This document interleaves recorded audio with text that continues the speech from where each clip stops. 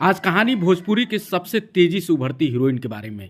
एक समय था कि इस हीरोइन को बहुत ज़्यादा लंबाई होने के कारण भोजपुरी इंडस्ट्री में कोई काम नहीं देता था, और आज समय ये है कि भोजपुरी के सभी बड़े स्टार इनके साथ काम करना चाहते हैं। खेसारी खुद इनके साथ इस समय फिल्म गॉडफादर बना रहे हैं, जो कि लखनऊ में शूट हो रही है। मैं बात कर रहा हूँ यामिनी सिंह की। जी हाँ, यामिनी सिंह की लंबाई इतनी ज़्यादा है कि भोजपुरी फिल्मों के हीरो लोग उनके सामने छोटे दिखते हैं, और यही वजह है कि शुरू में उनको काम तक नहीं मिल रहा था। उनकी लंबाई करीब करीब 5 फुट 11 इंच बताई जाती है, और इस कारण से उनको काम नहीं मिल रहा था। लोग उनको भोजपुरी का अमिताभ बच्चन कह के नकार देते थे कि यार तुम्हारी लंबाई बहुत ज़्यादा है, जाओ तुम्हें काम यहाँ नहीं मिलेगा। लेकिन उन्होंने अपना स्ट्रगल जारी रखा, पहली फिल्म में साइड रोल किया, और आज आलम यह है कि भोजपुरी के सबसे बड़े स्टार खेसारी लाल यादव के साथ लगातार गाने और फिल्में कर रही हैं।